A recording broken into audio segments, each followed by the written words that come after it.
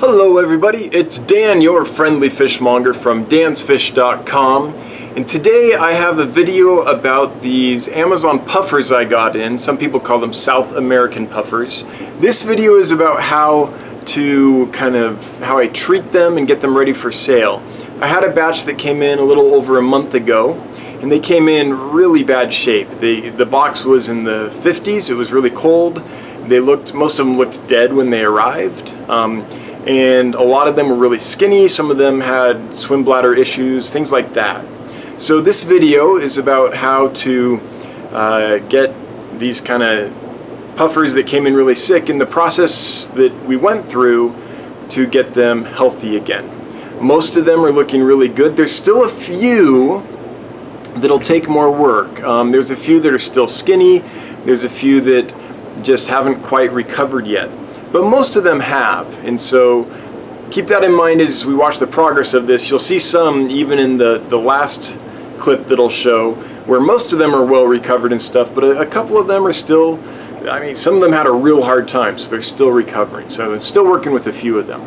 But in general, they recovered well, and so I want to share with you how we did that. So here we go, let's take a look. Alright, so here is the unboxing. They came in at about 59 degrees, but that was after they had been in the car for a couple hours, and the car was really warm. And so I think they were probably in the low 50s when I picked them up at the airport before I put them in the car. As you can see, I thought that they were pretty much dead. They're not moving, most of them. The few that are moving are just swimming in circles. They're dazed and disoriented. I thought this was a total loss.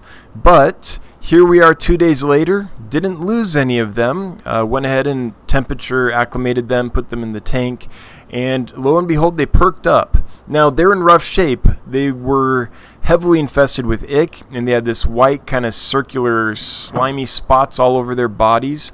And if you look at their tails, they're completely clamped up, and a lot of them, the tails are like covered, and it's like they're deteriorating, like a wide margin at the tip of the tail. Some of them it went back about halfway across the tail.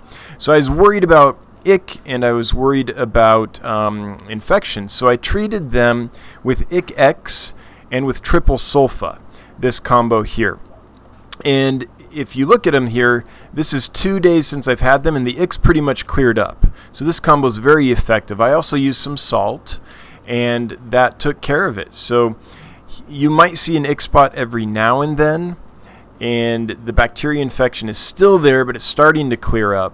This is 2 days after the unboxing. The reason I use the Ick X and the triple sulfa is because I know they're safe in combination, so that's why I used those this time around. Okay, here they are a week after they arrived. They've been through a week of antibiotics, it's the triple sulfa again, and the Ick X and salt. And all the ick was cleared up, the infection on their bodies cleared up, so I moved them to a more permanent home here where they'd be more comfortable. And this is the first day when they start getting fed. While they're in a quarantine tank with antibiotics, I don't feed because there's no biological filter to help take care of things, and you get ammonia, and that's worse for the fish than almost anything. So I moved them to this tank, and a little bit after this video, went ahead and fed them.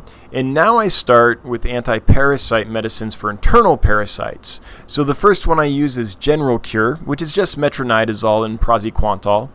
And I use that for about a week. And so they'll be in here getting that combo for about a week. No salt in here because of the plants. Salt will absolutely destroy the plants. But they're, in a more comfortable situation where they can kind of de-stress even more. Here they are. This is 9 days after they've arrived. They've been eating really well. Just threw some more food in there, and we'll watch them chow down a bit. As you can see, they've started to gain a little bit of weight, but they've only been eating for a couple of days, so they haven't gained a lot of weight yet. If you look at the tails on a lot of them, they're spread out, and they're not clamped up anymore. They're looking quite a bit better. There's still a couple in there that obviously are having trouble.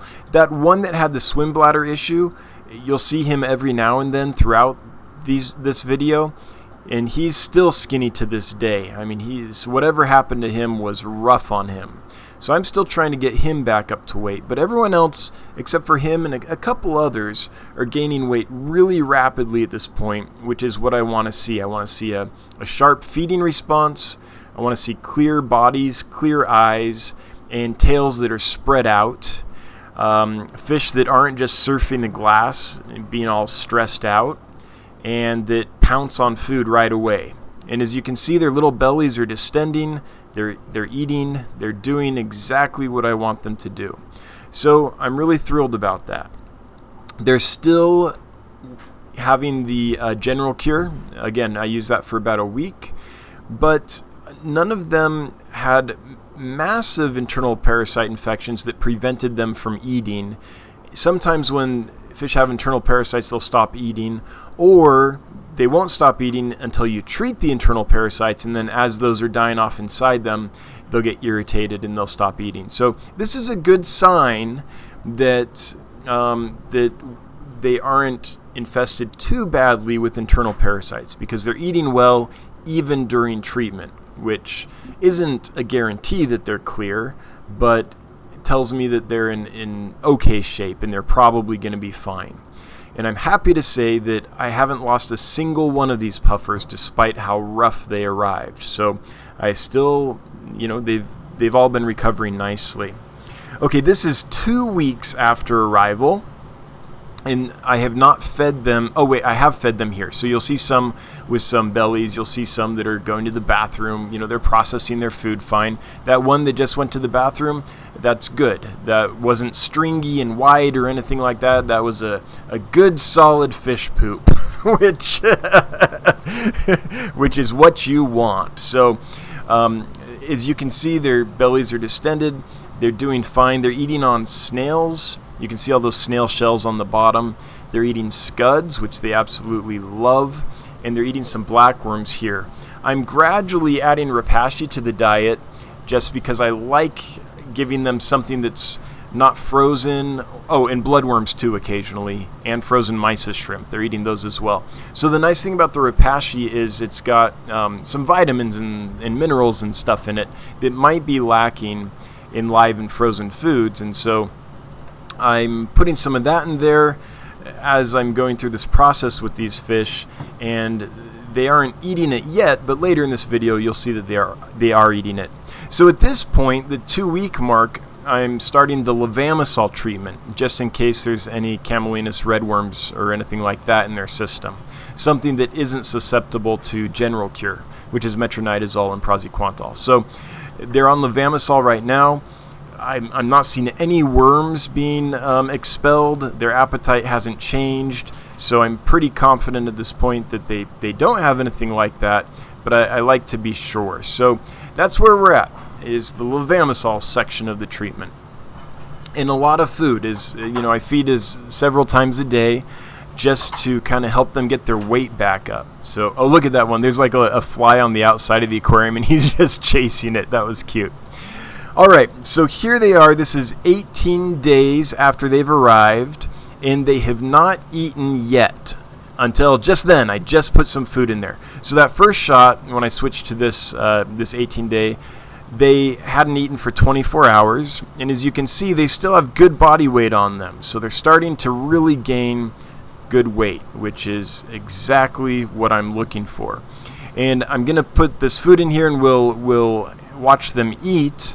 And I'll kind of time lapse through them eating here in just a second so that you can see what their body weight is before I feed them and then what their body weight is after. So sometimes it's a little deceptive if I just show freshly fed puffers and say, hey, look at the weight they're gaining. Well, yeah, they just ate, so they have big bellies. So I want to show you before they eat and kind of after they eat. So here we go. Let's time lapse through this.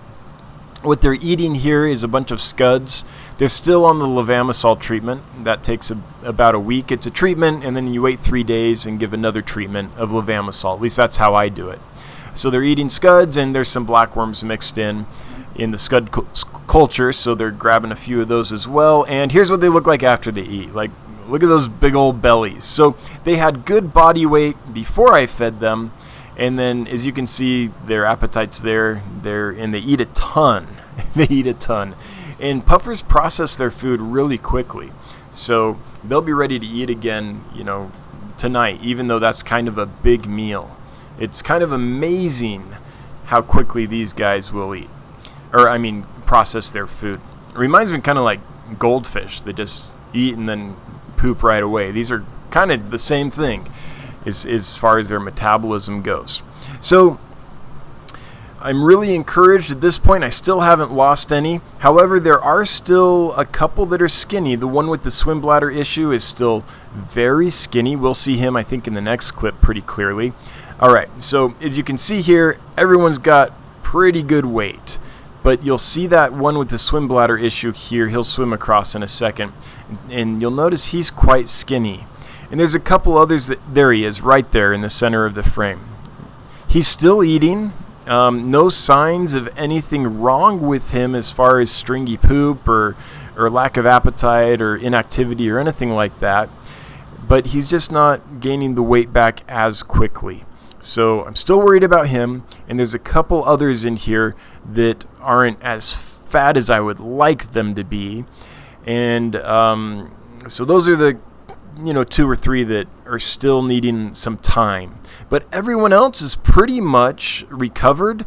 If you look how wide their tail fins are spread versus earlier in this video, they're feeling pretty darn good. And as you can see, they're happy, they're curious, their eyes are clear, everything is going well with these guys, which is a huge release. Again, when I first opened that box, I was sure that they were gone. Like, I didn't think any of them were going to survive. But they truly are a hardy little fish. They're troopers, as my mom used to say. What troopers? So they do try. Like, in general, fish will try to recover if given the opportunity. And, even though these were so far gone, it's taken a while. This clip, we're at 20 days. 20 days after they arrived. So it's a lot of work, it's a lot of medicines, it's a lot of food, but with a little time and patience and care, look at where we're at. We're doing pretty darn well. And their personality is really starting to come out. They're curious and playful. They aren't aggressive, but they're kind of establishing who's the boss and the pecking order and all that. So here's the last clip. This is 32 days in. So they're still doing well. Almost all of them have gained their body weight completely, although you'll see 1 or 2 that are still skinny. So I'm worried about those. So I got some flubendazole to add in, just in case the ones that are still skinny have an issue that flubendazole might cure. It's a pretty good, very safe anti-parasite medicine. So that just went in today, the day I'm finally finalizing this video. And so I'm hopeful. This is what I'm using. It's basically a flubendazole suspension called Flucosol. So I'm hoping that works. And as you can see, I'm dropping in some Repashy just to show you that after a little bit of training, they will learn to eat this stuff, which helps them get some vitamins and minerals and stuff into their system that they might not get otherwise. So that's the process I went through to kind of get these puffers recovered. It's ongoing though, so even though they're recovered and eating well and lots of them have gained their weight back and stuff, there's still those few that are skinny. So today I started using some flubendazole to see if that would help the ones that still haven't recovered fully. I don't know if it's just because they still have to gain that weight back, or if there's something going on that still needs to be treated. I'm not sure which, but flubendazole is a fairly safe medicine to use, and it's just another thing to try in case there's something going on. So that's what I'm using now, and we'll see if that helps them recover or if it's just time. Sometimes it's just time. But anyway, hope that was informative. That's the way I do it. Other people do it other ways. Use whatever way works for you. I'm not trying to change anyone's mind here, but for someone is wondering how it happens and needs a starting point, hopefully this video was useful. If you haven't subscribed yet and you want to, please do. If you like this stuff, please like the video, share it, hit the notification bell, all that stuff be very useful. And I will talk to you later. Until then, have a good one. Bye-bye.